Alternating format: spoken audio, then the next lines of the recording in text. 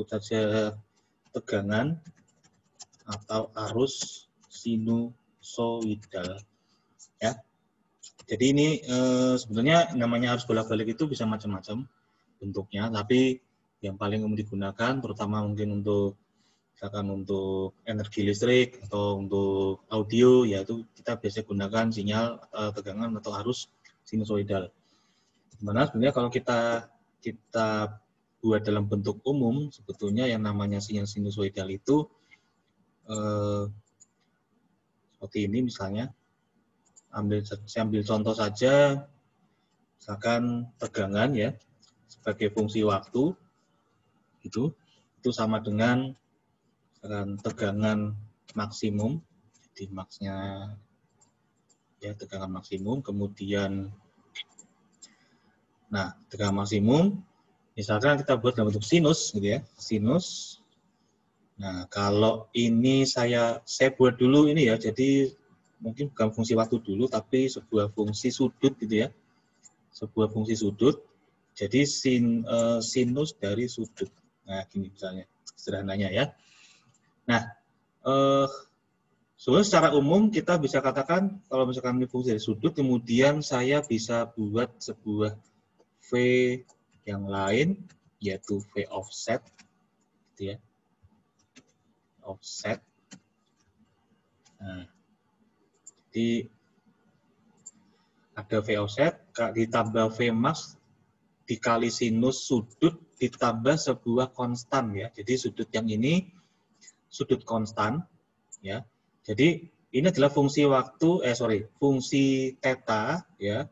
Jadi variabel yang berubah adalah yang ini, sedangkan yang variabel yang lain yang di luar theta ini itu kita anggap sebagai konstan ya, sehingga nanti di persamaan ini yang berubah hanya tetanya. Ya. Jadi ini bentuk umum ya. Nah, kita bahas dulu sebuah bentuk khusus di mana sudut saingnya ini ya, sudut yang ini tambahan ini itu kita hilangkan sehingga hanya sinus theta ya. Dan offsetnya juga kita hilangkan sehingga kita hanya mempunyai V max ya dikali sinus theta. Nah, saya gunakan contoh dari saya gunakan coding dari MATLAB sehingga seperti ini jika mungkin kelihatan. Jadi saya gunakan untuk saya petakan dari theta menjadi sinus gitu ya. Jadi sini codingnya seperti ini. Di sini adalah domainnya dari sudut 0 sampai 360 derajat. Kemudian di sini adalah sinusnya. Jadi dia sama dengan sinus. Ini saya buang dulu saja. Oke, jadi begini. Nah, jadi kalau kita plot untuk persamaan ini, V sama dengan V max sinus theta, misalkan V max saya buat aja 5 gitu ya, 5 volt dikali sinus, maka kita akan menemukan, ini aksisnya kekecilan. Saya buat dulu misalkan minus 10 ya, biar agak besar. Nah, seperti ini ya. Oke, saya grid aja sekalian ya. Saya grid. Nah, jadi seperti ini. Ya, jadi ini adalah sebuah persamaan sinus sudut ya. Jadi aksis ini ya yang mendatar ini itu adalah tetanya. Kemudian yang tegak ini adalah y-nya ya atau sinusnya. Oke, jadi Anda lihat kalau saya hilangkan faktor sudut tambahan ini ya. Nanti Anda akan lihat bahwa sinus kalau misalkan theta sama dengan 0, maka nanti hasilnya adalah V theta atau V0 sama dengan 0. Anda lihat di sini, kalau tetanya sama dengan 0, maka ya V tetanya adalah 0. Jadi kalau tetanya misalkan 90 derajat gitu ya, 90 derajat, itu ada di sekitar sini, ya 90 derajat, maka nanti hasilnya adalah V maksimum. Gitu ya. Oke, ini untuk sinus yang sederhana. Nah, kemudian bagaimana kalau misalkan kita coba untuk yang berikutnya, misalkan saya tambahkan sebuah offset gitu ya. Nah, saya tambahkan sebuah offset. Nah, untuk ini saya akan codingnya saya rubah sedikit. Jadi misalkan V offsetnya misalkan sama dengan 1, jadi saya buat 1 ditambah 5 dikali sinus, gitu ya. Nah, lalu ini saya buang dulu, kemudian saya run. Nah, oke, ini harusnya saya buat gini ya, nah, saya run. Nah, ini menjadi seperti ini. Anda lihat bahwa kalau yang sebelumnya itu V, ya, V0-nya itu adalah 0, sekarang dia naik ya menjadi 1. Ya, di sini 1.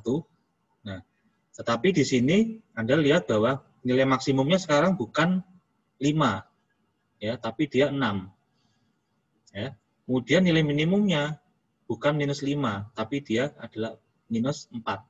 Berarti sinusoidal yang tadi itu kita naikkan ke atas sejauh 1 volt gitu ya. Kalau V offset sama dengan 1, berarti kita naikkan 1 ke atas. Itu namanya V offset. Oke. Nah, itu kalau kita pakai V offset. Nah, sekarang saya kembalikan lagi V offsetnya saya buang. Sekarang saya mau tambahkan, kalau θ-nya sama dengan, saya tambahkan misalkan dengan 30 derajat gitu ya, misalnya.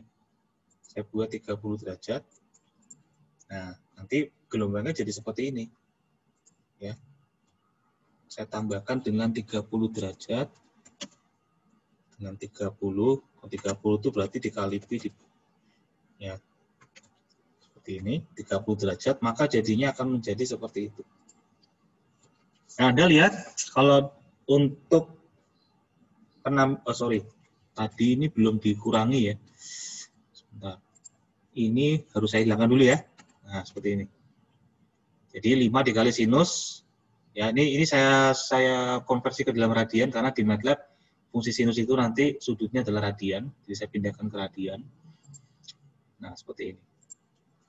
Nah, jadi Anda lihat di sini bahwa sekarang puncaknya ini, ya, puncak dari sinyal sinusoidal ini sekarang bukan lagi di 90, tetapi dia geser ke kiri, ya. Yang tadinya dia ada di sini, sekarang dia geser ke kiri, harusnya 90, sekarang dia menjadi sekitar 60 ya, jadi 60. Nah, yang tadinya waktu θ sama dengan 0 itu dia di 0, akhirnya bergeser ke sebelah kiri sana ya. Jadi ini kalau bisa kita lihat sambungannya ke sini, gitu ya. Bergeser 30 derajat ke kiri. Berarti dari yang tadinya 0, 30 derajat ke kiri jadi minus 30, sama saja dengan 360 dikurangi 30, jadi 330. Nah, nolnya ada di 330, sekitar sini. Jadi ya 0 tadi yang di sini itu adanya di sebelah sini, 0. Sekarang dia geser ke sudut 330. Nah, jadi Anda lihat kalau misalkan saya tambahkan dengan 30 derajat, maka sinyal sinusoidal itu akan bergeser ke kiri. Ya. Nah, bagaimana kalau saya kurangkan dengan 30 derajat? Ya, saya kurangkan dengan 30 derajat. Sorry, ini salah.